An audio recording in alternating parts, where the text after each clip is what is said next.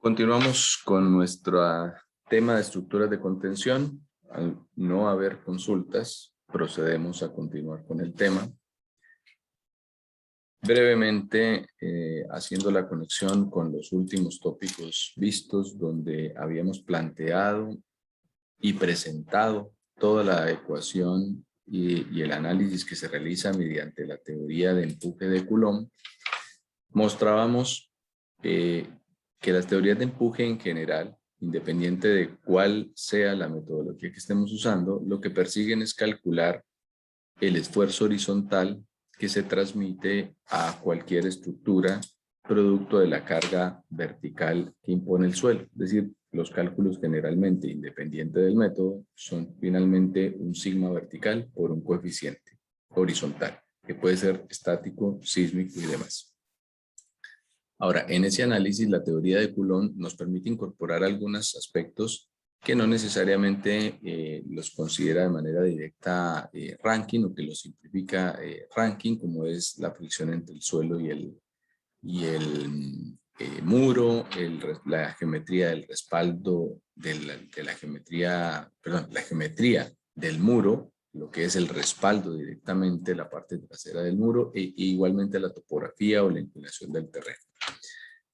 Mostramos la ecuación general de empuje a partir de la distribución de esfuerzos que se producen en la masa de suelo, evaluando la condición de que para un ángulo de inclinación de la falla se va a generar una condición crítica de empuje, y esa condición crítica de empuje se materializa a partir de un coeficiente, un coeficiente de empuje que incorpora todas las variables geométricas y de resistencia del material que habitualmente se tienen, ya sea en presencia de cohesión y fricción o presencia solo de fricción.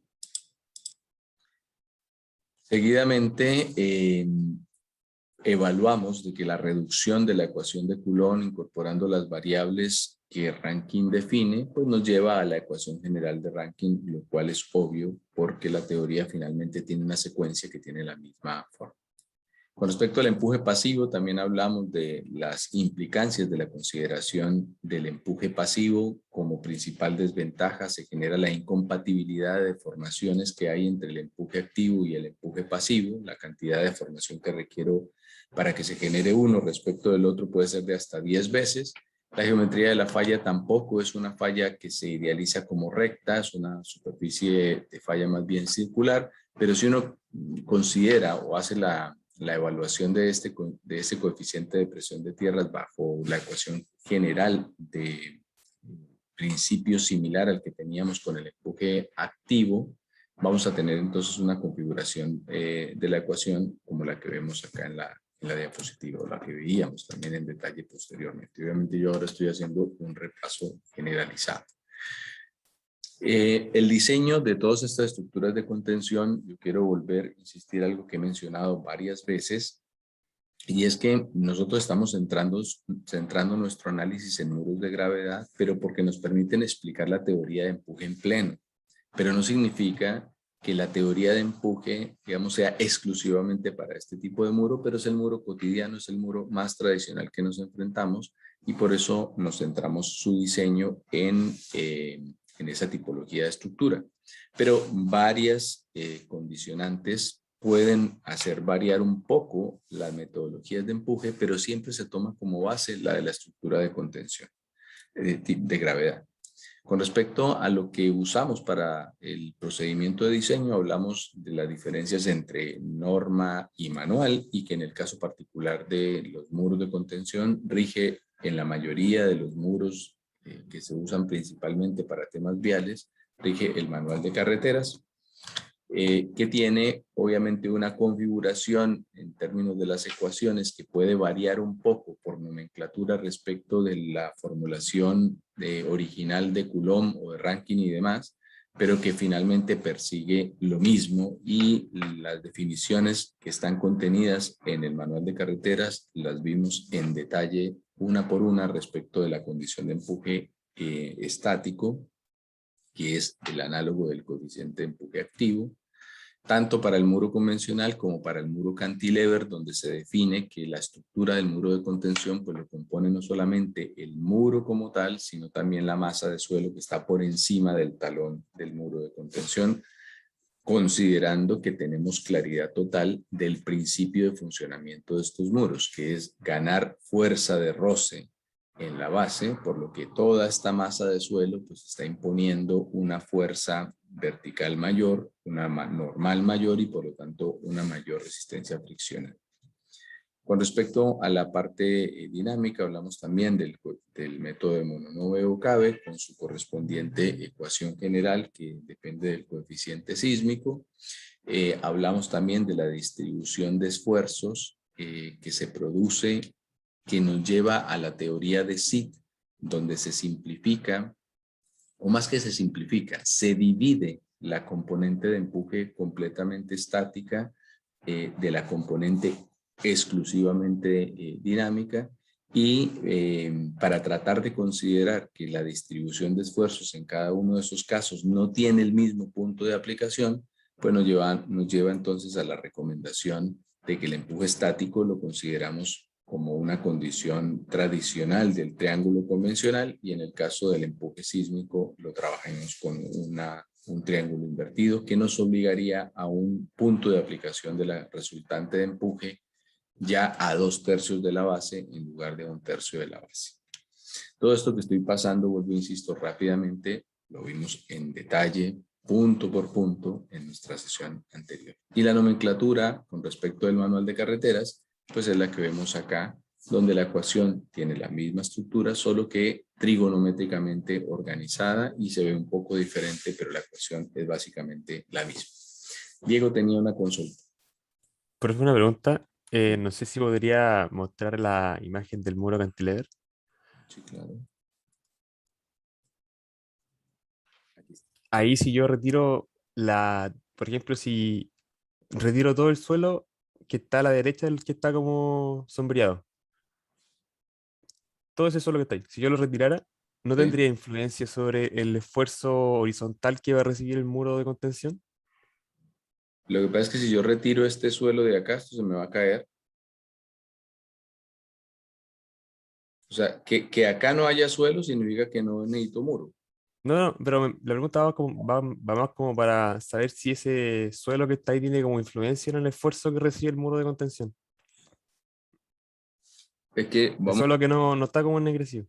ya, o sea, lo que me consulta es si esta masa de suelo que está acá, que es la que realmente empuja esto, si eso no estuviese, ¿qué pasa con el empuje? ¿Esa es la pregunta?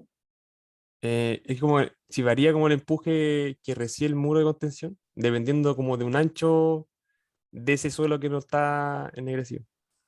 Como que Lo que pasa es, si tiene sí, influencia sobre todo lo que recibe el muro. es que de hecho no solo tiene influencia, es lo único que tiene influencia en el empuje. Que quizás, no sé si logro comprender la pregunta, pero lo único que está empujando en el muro cantilever es lo que no está ensombrecido. Lo que está ensombrecido, o sea, esto que está acá en negrita, digamos en oscurito, esto corresponde a una masa que se vuelve solidaria a la estructura de contención. Por lo que lo único que empuja el suelo es la masa que está acá blanca, digamos. Si esta masa no está, no hay empuje, por lo que solamente la influencia de esta masa blanca, que llamamos acá blanca, todo está blanco, pues, pero digamos que esta zona de acá más blanca, es la zona que realmente me impone el empuje al muro. Si no está esa zona, el empuje es cero. La influencia es única y exclusivamente producto de esta masa. No sé si, si, Ah, ya. si le Sí, profe. entendí la pregunta. Yo pensé que solamente se consideraba como la que está ennegrecida. No, es que esto es justo lo que acabo de mencionar, que no es empuje. Yo lo que he mencionado es que lo que está acá ennegrecido es una masa que se vuelve solidaria al muro de contención. De hecho, esto no empuja. Ya, profe. Ahí me quedó súper claro. Muchas gracias. Ya, perfecto, digo. Hans tenía pregunta. Profe, una consulta con la parte también que está como ennegrecida. En la práctica, ¿eso es parte del terreno natural o intencionalmente se le puede colocar algún tipo que beneficie mayormente al muro? Nunca es terreno natural, porque todo el material que uno va a poner allí es un terreno que nosotros estamos instalando, por lo que nunca es terreno natural. No es posible que uno instale con terreno natural allí, porque yo tengo que instalar ese material. Y ese material es un material de relleno que yo pueda compactar y que yo pueda controlar. Entonces, no, acá en el material que está en esta zona, nunca va a haber terreno natural en esta tipología de muros de contención. En otros tipos de muro, como los anclados o los tablestacados, donde yo lo que hago es incorporar un elemento dentro del terreno natural, ahí ya habría terreno natural en esta zona. Pero en este tipo de material nunca hay terreno natural acá. Al inicio de las presentaciones yo mostraba unas imágenes donde justamente diferenciaba lo que es el terreno natural, que sería lo que estaría como incluso mucho más atrás, respecto de la zona donde nosotros vamos a poner un relleno, y ese relleno lo vamos a hacer de condiciones controladas. Si particularmente yo quisiera aquí ponerle un material diferente, pues eso puede que me agrande el costo, tenga dificultad para compactarlo, tenga dificultad para operarlo, por lo que lo más seguro es que el material que está puesto en la zona sombreada viene siendo muy similar al material que está detrás de ese plano ficticio. Ya, profe, muchas gracias. Perfecto. ¿Alguna otra consulta?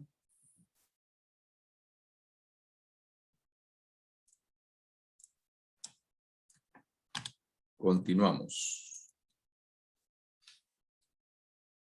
Vamos acá. Ya. Les decía que en el caso del empuje sísmico, la distribución de presiones que se usan para la condición estática y dinámica es la de SID, que mencioné hace un ratito, basado en mononovio Cabe, y exclusivamente la componente sísmica se incorpora como este triángulo invertido. Y obviamente si yo tengo una sobrecarga, pues podemos incorporar el efecto de esa sobrecarga cuando son cargas bajas e infinitas, bueno, o semi-infinitas, que parten en el coronamiento del muro y continúan continuamente, como en el caso de una carga vial, podemos hacer la suposición de que la carga está uniformemente distribuida en vertical. Esto solamente cuando se genera esa condición. De esto ya hablé también en detalle anteriormente, pero le recuerdo, si no tengo una configuración como la que está definida por el manual, no puedo idealizar a que la carga esté toda en profundidad, llegando en igual magnitud. Tengo que considerar la teoría de incremento de presión de esfuerzos que vimos en el capítulo 3, donde hay un apartado específicamente para las estructuras que tengan sometido un esfuerzo horizontal. Entonces, esto solamente es válido considerarse cuando tengo una carga baja y continua, en profundidad y continua, digamos, en la horizontal. Si no, debo de usar el incremento de presión de tierras, y eso, vuelvo, insisto, ya lo vimos anteriormente.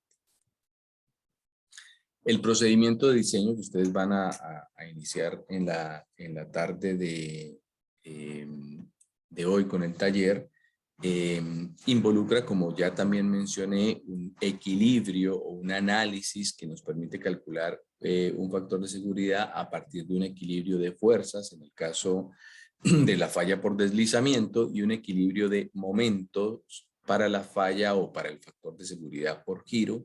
Y ya empezamos a definir algunos criterios de cómo se calculan esos factores de seguridad, lo que están incluidos en el manual de carreteras.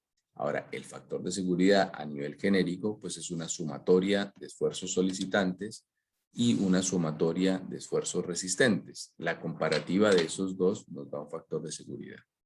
Pongo acá la ecuación general, que no es la del manual, la ecuación general de un equilibrio general de fuerzas o un equilibrio general de momentos. Particularmente, manual de carretera, recordemos que el delta lo consideran 0,5 phi, pero realmente el valor puede ser incluso mayor.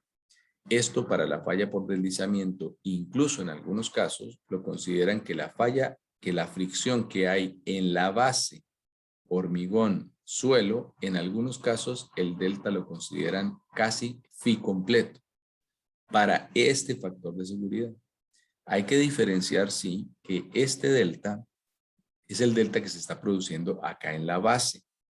El delta que aparece en la ecuación del empuje, por acá también tenemos el delta que está acá es el delta que se produce entre el relleno y el muro, que no necesariamente es el delta que está acá.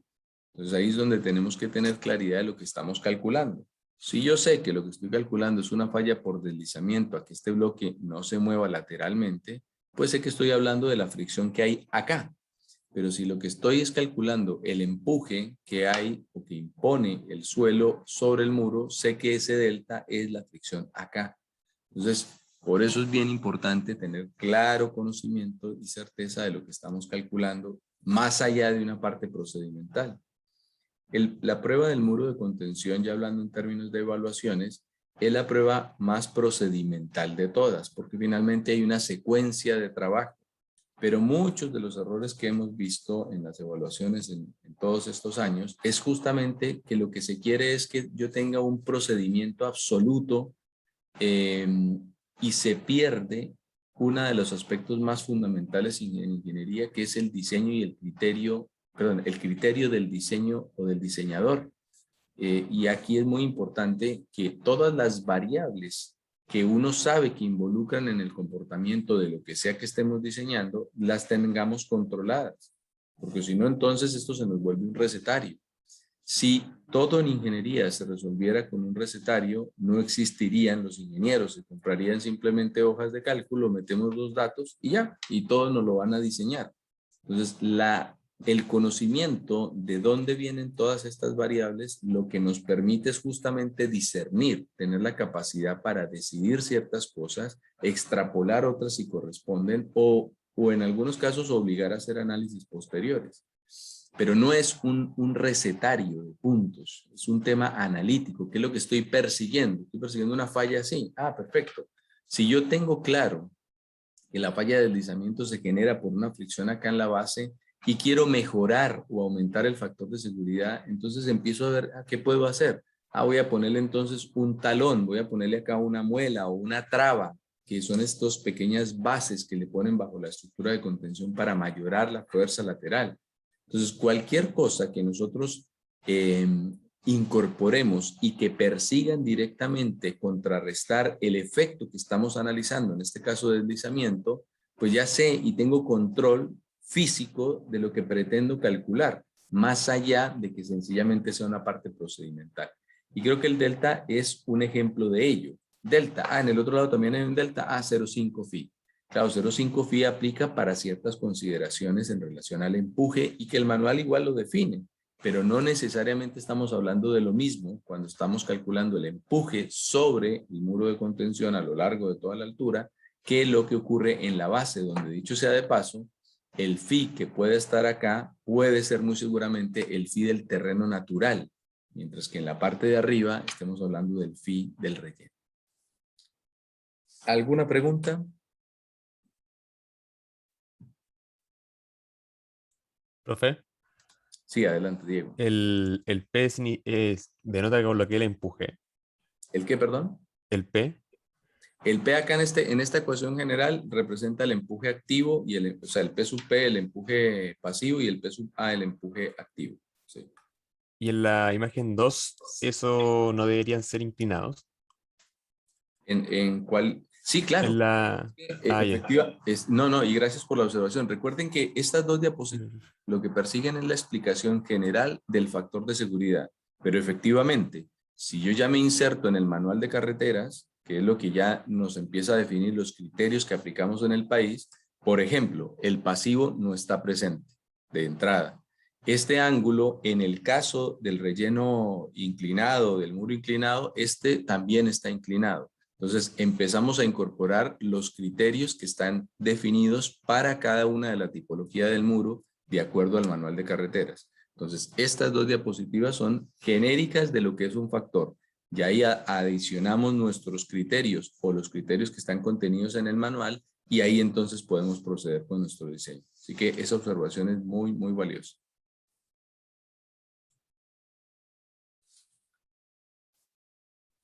Finalmente, terminando este repaso que quizá es un poco largo, pero que nos permite ir conectando, reforzando algunas de las ideas, están el resumen de los factores de seguridad que están contenidos en el manual de carreteras y tener sí presente que lo correspondiente a la capacidad de soporte, que siempre debe de evaluarse en un muro de contención, siempre, no es que sea de que voy a ser conservador y no lo voy a considerar o lo contrario no lo voy a considerar por ningún motivo.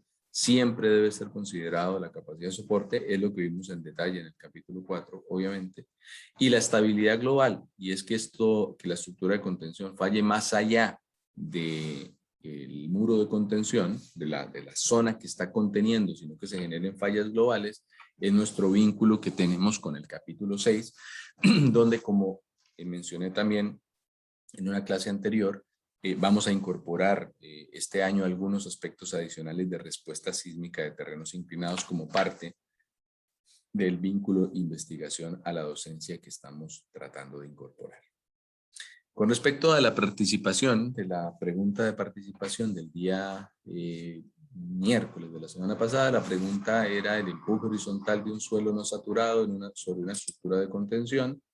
Depende exclusivamente de los parámetros de resistencia. No, incorrecto, no depende exclusivamente de los parámetros de resistencia. Los parámetros de resistencia juegan un rol muy importante, pero no depende exclusivamente de ello.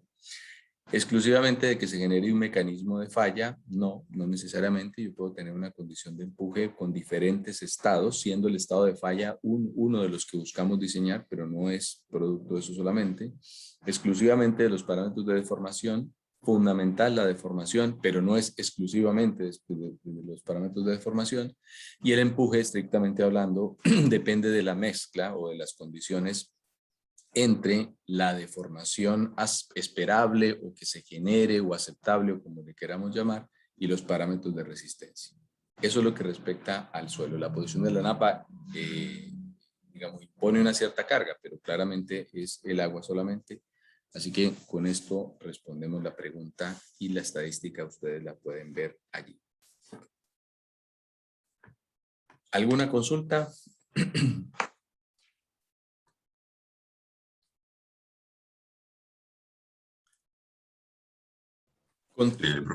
Sí, adelante, Pablo. Entonces me lo perdí, lo siento. Al final, ¿cuál era la respuesta de la participación? Resistencia y deformación. Ok, muchas gracias. Perfecto. Con respecto a ya las tipologías y las variantes que tenemos en los muros de contención, vamos a explicar un poco el comportamiento de algunos de ellos y las variantes que pueden haber en los diseños, tomando siempre como base lo que ya hemos mencionado. Recordemos que nosotros estamos explicando la teoría de empuje horizontal de tierras. Ese es el esquema global de nuestro capítulo. Nos centramos en una tipología de muro común, usando como referencia manual de carreteras, que dicho sea de paso tiene procedimientos de diseño no solamente para muros de gravedad, para los otros muros también. Lo tenemos como base para seguir un esquema global, porque la mayoría de los aspectos que se incorporan en esos muros también se incorporan en los otros tipos de muros, por eso lo usamos siempre como base. Entonces nosotros partíamos con los muros rígidos, que llamamos un muro rígido, en el cual obviamente su cuerpo no se va a deformar, va a tener es una rotación o un desplazamiento, y en esos entonces entran los muros de gravedad convencionales que ya hemos mencionado, donde dependiendo de la materialidad podemos tener ciertas variantes, ¿no? Bueno, en cada uno de ellos tiene que haber un sistema de drenaje, que recordemos que también puede estar acompañado no solamente de un dren en la parte posterior, sino también de elementos que me permitan el flujo hacia el frente del muro de contención cuando esto se requiera, que son los elementos que llamamos barbacanas. Estos muros también son los que tienen una limitante de altura relativamente baja, no porque yo no los pueda ejecutar más altos, sino que se empieza a perder el tema de practicidad. Si yo sé que estos muros funcionan por gravedad, es decir, por fricción en la base pura, si yo voy a tener una altura muy alta, significa que esta base también tiene que ser muy ancha. Entonces, si yo tengo una base muy ancha y necesito ocupar todo ese espacio y movilizar toda esa cantidad de material, es posible que para alturas superiores a 3 metros e incluso en algunos casos menos, empecemos a elegir otras tipologías de muros de contención. Pero en la mayoría de los casos, para alturas del rango que mencioné, el muro es una excelente alternativa y en algunos casos se usa muros con bolón desplazador. Y es que es un muro de gravedad quizá de menor altura que se vería lateralmente igual como un muro convencional, pero que está compuesto por hormigón con un bolón desplazador que ocupa mucho mayor área y que en teoría podría ser un poco más barato. Y digo en teoría porque hasta hace un tiempo los bolones y todo esto eran elementos que pareciera que eran económicos, pero de un tiempo para acá no es necesariamente más económico hacer con bolón desplazador. Empieza a haber algunos temas económicos ahí de por medio que se deben evaluar. Pero en cualquiera de los casos es un muro de gravedad que funciona con cuerpo rígido y que siempre o en la mayoría de los casos va a pretender tener un relleno compactado que yo controlo, que yo impongo, que yo defino, y posteriormente entonces instalamos esta estructura de contención con elementos de drenaje que me evite cualquier problema para hacerlo. O sea, para el drenaje, me refiero, para el taponamiento del drenaje. Los muros pueden tener cualquier clase de geometría, obviamente, pueden tener estos talones que me ayudan a garantizar una fricción mayor, o pueden tener un contrafuerte, que esto que estoy mostrando acá, que se me pierde ahí con la rotación, pero que un contrafuerte que es un elemento que me ayuda a que la estructura del muro, como estructura, ojo, no va a modificar las condiciones de empuje, pero como estructura me garantice una mayor estabilidad si tengo alturas muy importantes. Entonces la configuración estructural del muro debe de permitir que su comportamiento sea rígido. Y si adicionalmente, producto de esa rigidez garantizada, el desplazamiento del muro es libre y la rotación es libre, entonces por ese motivo es que podemos diseñar esta tipología de muros como muros activos o con empuje activo. Ese sería el motivo. Detrás de estos muros, pues lo que voy a instalar es un relleno, vuelvo, insisto, donde yo impongo mis propiedades, por lo que voy a garantizar un material que sea que tenga buena permeabilidad, que tenga buena resistencia, una alta rigidez, que esté disponible y por lo tanto sus costos sean razonables. Y en términos generales, aquí hay rangos de valores del delta para evaluar, digamos, o definir cuál es el roce que hay entre muro y suelo. Recordar que si particularmente estoy usando manual de carreteras, el delta que nos sugiere para el empuje es phi medios, pese a que los valores pueden incluso llegar a ser un poco mayores en la realidad. En muchos casos, las estructuras de contención pueden llegar, como decía, a una altura un poco mayor. Aquí vemos 4 metros, pero eso empieza a requerir una cantidad de espacio importante. Pero pueden ser, en el caso de tener pérdidas de calzada, casi que una de las alternativas. Instalamos el muro, garantizamos un sistema de fundación y ahí en ese caso se procede con el relleno directamente sobre la estructura de contención y habilitar una vía. Por eso es como lo puede uno considerar como una función como bien convencional o una solución que puede ser más convencional. Los tablestacados. Sí, adelante Pablo, pregunta. Gracias, profe. ¿Puede volver a la imagen de atrás? Claro que sí. Ese es un muro de contención sobre una, como sosteniendo una vía, ¿verdad?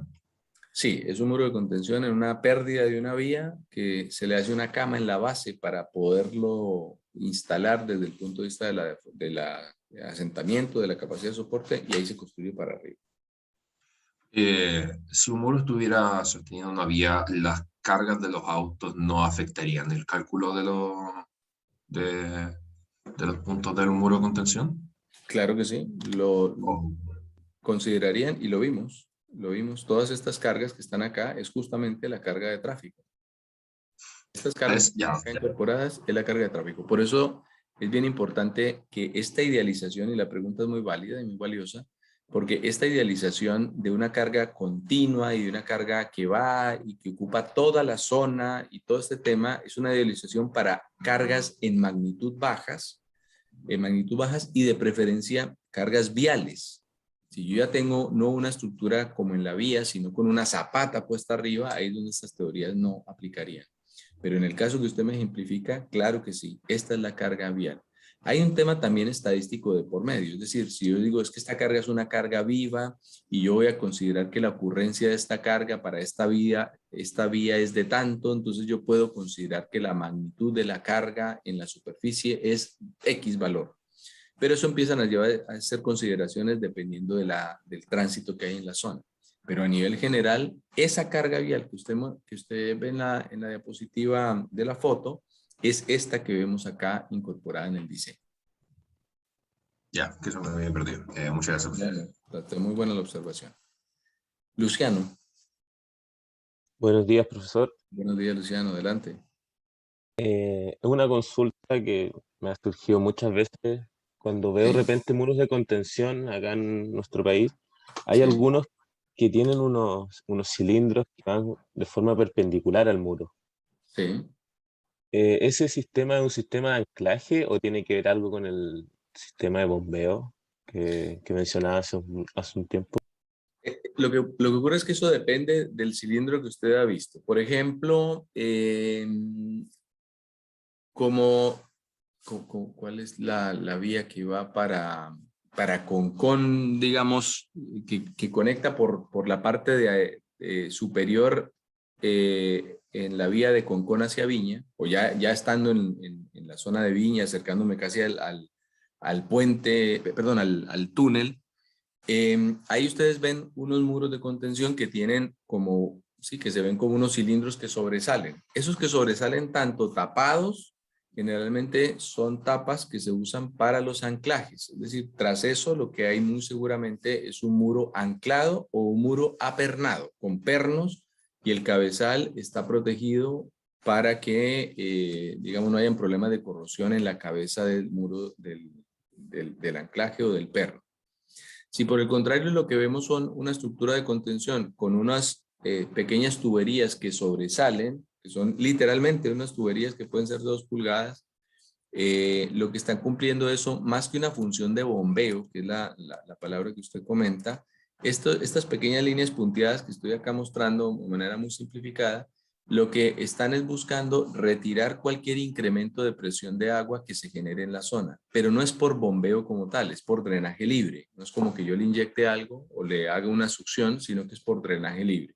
Estos elementos que le llaman barbacanas, lo que hacen es garantizar o evitar más bien de que haya una colmatación acá de agua y que cualquier cantidad de exceso de presión que se genere lo vayamos drenando, y acá en el frente pues ponemos una canaleta para ir retirando ese material.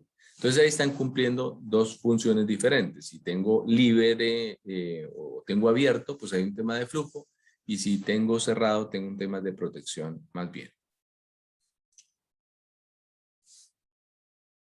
Muchas gracias, profesor. Me quedan Perfecto, clarísimos. Luciano. ¿Alguna otra consulta? Profe, disculpe, ¿cuál era el nombre del mencionó recién? Barbacanas. Sí, ese tubo que uno ve al frente del muro de contención es una barbacana. Claramente no lo ponemos en todos los muros de contención, pero en los que están libres, o sea, al aire libre. ¿Por qué digo que no todos? Porque, por ejemplo, un muro de un subterráneo que tiene napa o que puede tener napa en los laterales, pues claramente no podemos poner la barbacana porque evidentemente inundamos el subterráneo. Pero en los muros viales, en la mayoría de los casos se busca, cuando tengo presencia de agua, evitar que haya colmatación, y eso se usa tanto con el dren en la parte posterior como con esa tubería en el frente, barbacana. En el caso de los tablestacados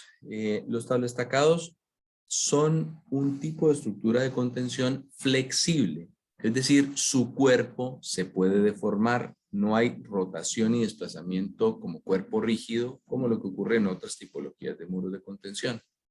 Traemos a colación y muchas veces hemos realizado diseños simplificados de este tipo de estructura, porque es como la contraparte del muro rígido, evidentemente. Aquí hay un tema de flexibilidad del cuerpo de la estructura de contención y tengo que tener en consideración ciertos aspectos. Estos tipos de estructuras de contención, muchas o en la mayoría de los casos, son usados en zonas costeras o con presencia de agua porque su proceso constructivo es mediante el hincado. Cada una de estas piezas individualizada la podemos hincar y mediante unas guías las voy amarrando consecutivamente entre ellas. Entonces, ese proceso de hincado, sin que yo haga una excavación previa, me permite trabajar en zonas con presencia de agua. Muchos casos se tienen sistemas como las ataguías o canales que en algunos casos se usan también para regadío, que son sistemas donde tengo tablestacados en ambos lados de la estructura y en el frente puede pasar una cierta cantidad de agua. Pero cada uno de esos tramos, digamos, está compuesto por elementos individualizados que son estos tablestacados. Y en la parte de arriba, por ejemplo, en este imagen que estoy haciendo rotar, lo que tenemos es una viga de reacción que me haría modificar o me haría restringir los desplazamientos. Entonces, yo les pregunto, en este caso, por ejemplo, ¿qué efecto creen que tendría esta viga en el empuje? ¿Qué hace con el empuje esa viga? ¿Qué creen que produciría en la magnitud del empuje este ejemplo que estoy acá presentando? Espero sus respuestas.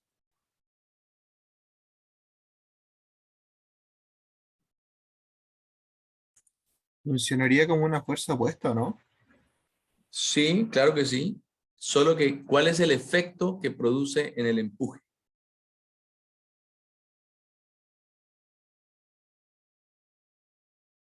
Cosa que he mencionado, entre otras cosas, durante las 3 clases, insistentemente. No actúa como una fuerza con un pivote que produce como un momento, podría ser. Sí, eso es correcto, pero la pregunta no es esa. La pregunta es, ¿cuál es el efecto que produce en el empuje?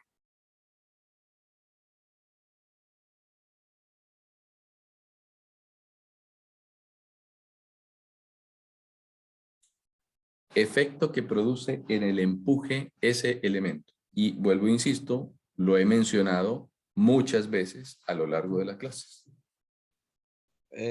Un efecto activo.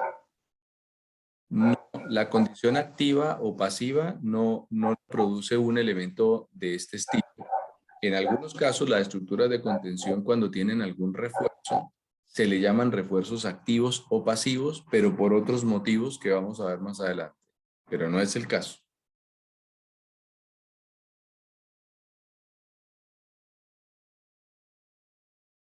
¿Qué efecto produce en el empuje esa viga que estamos viendo allí?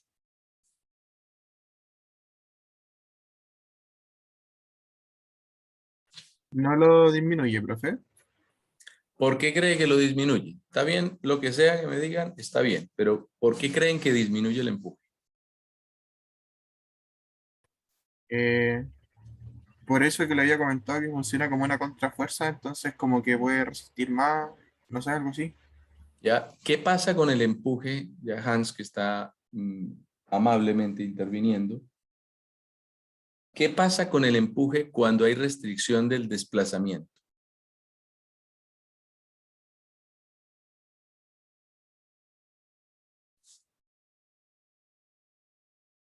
Como no se puede desplazar, como que va a aumentar, ¿o no? Efectivamente. Entonces, ¿cuál es el efecto que tiene el empuje? eh, Perdón, el elemento en el empuje, pues que lo aumento. Cualquier restricción de desplazamiento, y digo yo que lo he respondido varias veces porque tantas veces lo he respondido que incluso la pregunta de participación era sobre eso mismo. Si yo restringo el desplazamiento, estoy cada vez más cerca de la condición de reposo y si restringo mi desplazamiento, lo que voy es a mayorar el empuje. Este ejemplo en particular nos llevaría a que si no tiene desplazamiento libre, como es lo que impone estos elementos de refuerzo, pues yo me acercaría más bien a que este diseño lo haga con ¿cuál coeficiente de presión de tierra? Pregunta. Con el pasivo. No.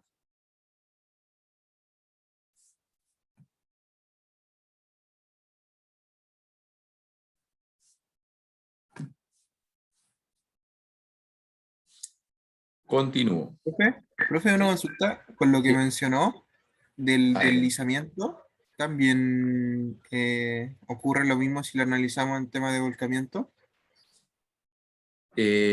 No, pero yo no dije deslizamiento, yo acá dije desplazamiento, porque en esta tipología de muros no hay deslizamiento.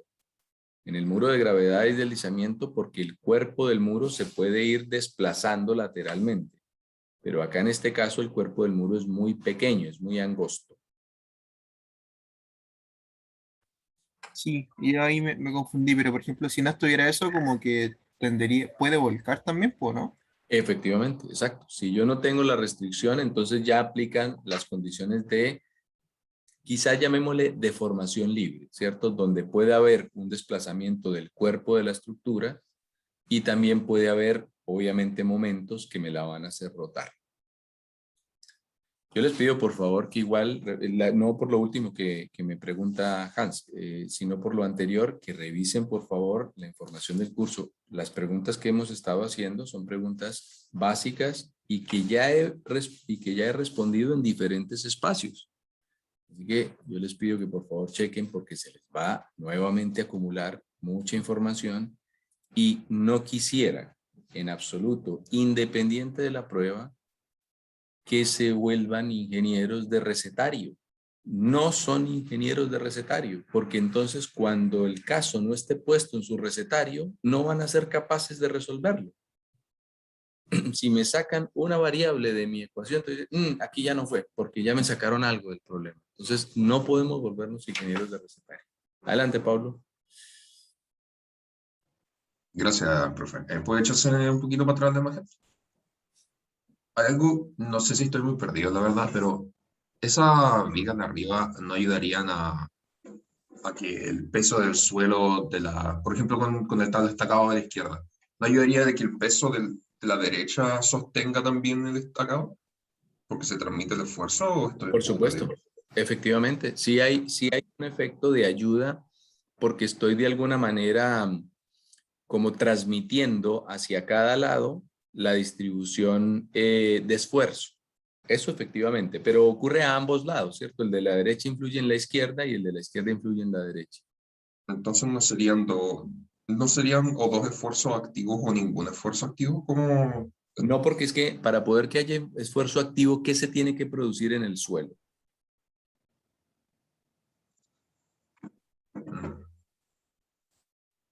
Esa es la pregunta.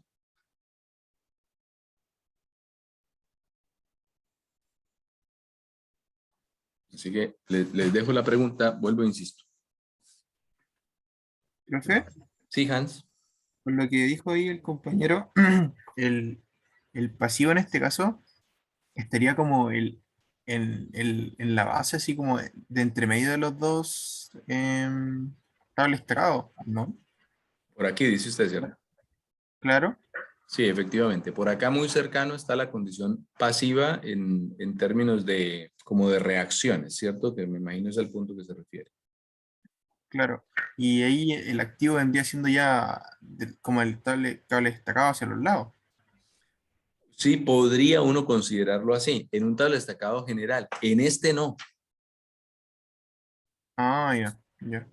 En este en particular del ejemplo no, porque aquí hay un tema del desplazamiento que es el que estamos hablando. Es que mi pregunta con respecto del desplazamiento y la influencia de esas vigas de arriba es la base fundamental y el fundamento general de la teoría de empuje. Por eso no es que ustedes digan, oye, pero acá en este caso, ¿y por qué me preguntan algo que tiene que ver solo en la tabla estaca? No. Así que yo les pido por favor que revisen y estudien lo que ya hemos mencionado, porque eso del efecto de esa viga es la base de la teoría de empuje. Y el coeficiente de presión de tierras que se usa allí, también lo he mencionado en repetidas ocasiones y con diferentes tipologías de ejemplo. Así que por favor les pido que estudien. Las distribuciones de presiones, en el caso de un tabla estacado, y aquí siguiendo la observación de Hans, son bien similares, digamos, a la teoría general de esfuerzo. Si yo tengo el desplazamiento libre que hemos venido mencionando, Hans nos decía, ya, entonces en el frente ahí está el pasivo y en la parte como trasera está el activo, y la respuesta es totalmente cierta, es correcto. Lo que yo tengo en el frente, de alguna manera, cuando esta tabla estaca se tiende a mover, es que aquí va a haber como una cierta reacción del suelo en el frente, que sería muy análoga a lo que tenemos en condición activa, y lo que tenemos en la parte de atrás, digamos, es todo el empuje activo que está poniendo el suelo. Esto en desplazamiento libre, volvemos a insistir, es decir, que se produzcan las condiciones activa y pasiva. Si no se generan las condiciones activa y pasiva, pues claramente no podemos diseñar, por lo menos con la distribución tradicional. Por eso es que este método o este gráfico que presento acá, perdón que me bajo acá, por eso es que esta distribución es una distribución triangular en ambos lados, sin ninguna modificación, porque estamos idealizando a que las condiciones de las teorías de empuje se están cumpliendo, o sea, el desplazamiento estaría libre, y ahí en ese caso entonces podemos usar esa distribución en ese que estoy acá mostrando. Adelante, Sebastián. Profe, ¿por qué la altura está cuadrado? Es el área del triángulo, recuerdo. Ya. Ya, vale. Perfecto. ¿Alguna otra pregunta? Profe, Sí. yo creo que me perdí, me confundí un poco porque inicialmente como que conversamos que no se o sea, se le quitaba como una cierta altura porque estaba en tracción, pero acá al parecer como que no se le quita ninguna altura, ¿o no? Sí, no está confundido del todo. Lo que pasa es que la zona traccionada se quita cuando hay cohesión. Y acá yo no he hablado de que haya cohesión. Entonces, eso que usted menciona es totalmente válido. Por lo que si yo estoy considerando una distribución de presiones sin hacer esa consideración que usted menciona, entonces estoy indirectamente diciendo que la cohesión es cero. Así que la observación es completamente válida y correcta. Adicionalmente, muchos de estos escenarios de tablestacado donde se genera una condición de flujo y demás, en muchos casos o en la gran mayoría son realizados bajo condición de suelos granulares que permitan un hincado, que permitan el posicionamiento.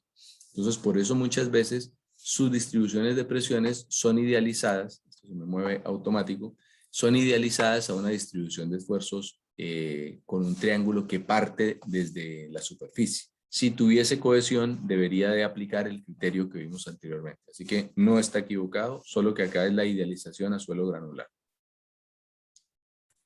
Ya, profe, muchas gracias. Ya, perfecto.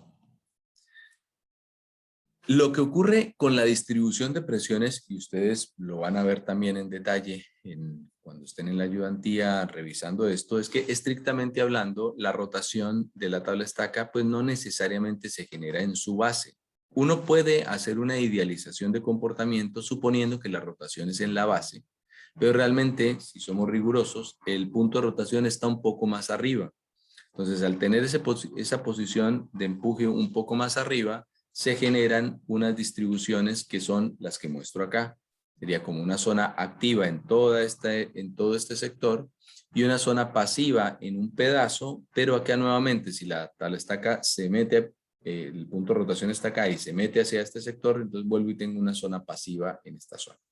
Esto, si somos bien rigurosos, vuelvo e insisto, en la tabla estaca que se llama emboladizo, que son estas que son libres.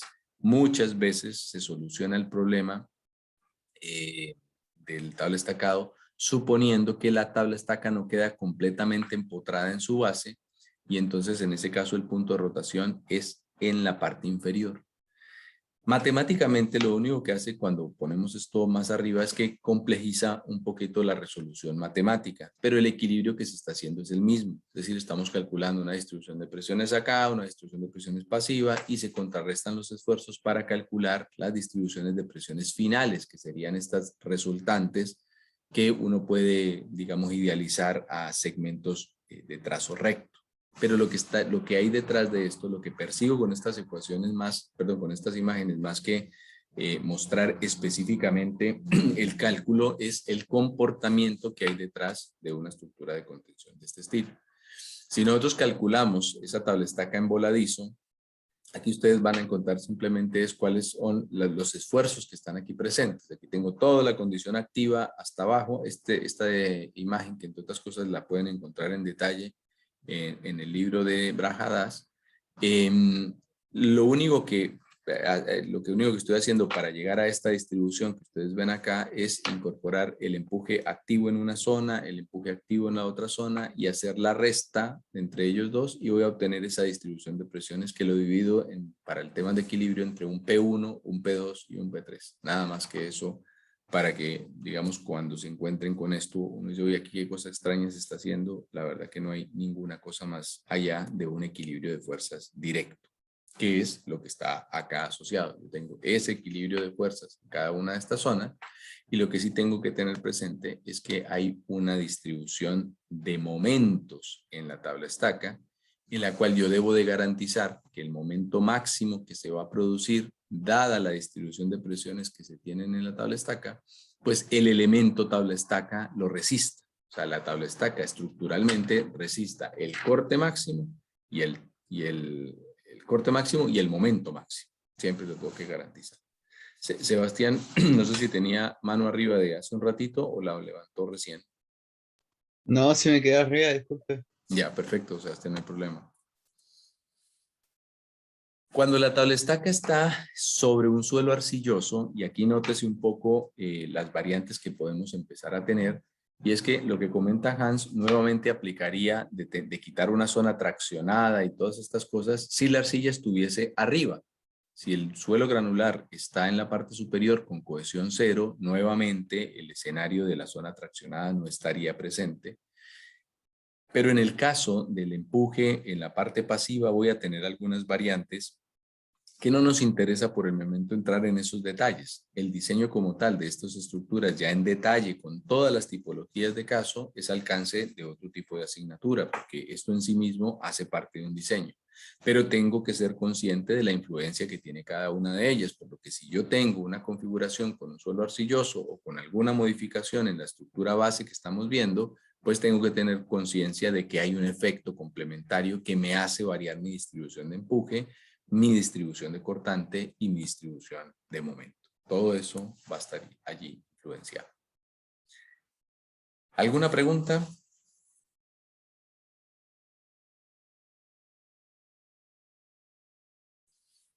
Con respecto... Profe, Sí, Sebastián, adelante. con la diapositiva anterior, ¿qué pasa cuando la cohesión es distinta a cero con respecto a los empujes? Acá en este tramo de acá, lo que ocurre es que debemos usar la ecuación general que incluye el menos 12 raíz de K y se quita la zona traccionada. O sea, aplicamos exactamente el mismo criterio que en el muro de contención de gravedad. Es básicamente. Entonces, acá en este caso, uno de los efectos que habría es que la distribución no sería este trapecio que vemos acá, sino que aquí va a haber una zona traccionada que vamos a quitar y que entonces va a partir, digamos, el triángulo desde una posición un poco más abajo, que esa posición va a depender de la altura crítica. ¿Y cómo se calcula esa altura crítica? La altura crítica lo vimos en detalle en las clases anteriores, así que puede checar, por favor, esa información que está puesta en las diapositivas anteriores. Ya, profe, gracias. Ya. Con respecto al sistema anclado, en algunas situaciones donde las alturas, una tabla estaca en voladizo es una tabla estaca que prácticamente funciona solamente producto del enterramiento. Este D le llamamos la ficha o el enterramiento del tabla estacado. Cuando esta altura es muy importante, este L es muy alto, pues lo que va a pasar es que el D tendría que ser muy grande también. Es una tabla estaca, vuelvo, insisto, en voladizo, como si fuese una viga en voladizo. Entonces necesitaremos un D muy grande. Si ese D ya es desproporcionadamente grande, pues lo que nos obligaría es a usar un sistema de refuerzo complementario, que en muchos casos son estos sistemas tipo muerto, donde hay un muerto de hormigón con una barra de acero que sirve de anclaje. Entonces, esta influencia o esta barra, pues me va a generar que ya la deformada o el sistema de contención varíe respecto del desplazamiento libre y ya entonces la distribución de esfuerzos pues va a cambiar. Porque yo voy a tener, dependiendo de la posición del sistema de anclaje, pues vamos a tener una distribución de esfuerzos que varía, un punto de rotación diferente, y lo mismo también puedo tener variantes en la distribución de momento que tenemos. La resolución obviamente de estos sistemas con anclaje, vuelvo insisto, es alcance de otro curso, pero el comportamiento es bien importante que tengamos presente. Tengo restricción de desplazamiento, ¿qué ocurre? Tengo que modificar mi presión, tengo que modificar mi distribución de esfuerzos, porque ya la condición activa pura no se está produciendo. Si tengo conocimiento de eso, voy, checo una teoría, me dicen que debo usar una distribución de presión equivalente y demás, y ya está. Pero tengo que tener claridad respecto al funcionamiento. Nosotros en el alcance de este curso nos centramos en una tabla estaca en voladizo con rotación en su base, que no es una idealización completamente. Esa rotación en su base es la condición más conservadora, pero que refleja que la tabla estaca no está enterrada en un material completamente rígido. Permite una cierta rotación. Por eso lo consideramos bajo ese escenario, no por idealización antojadiza. Hay un caso que representa esa situación.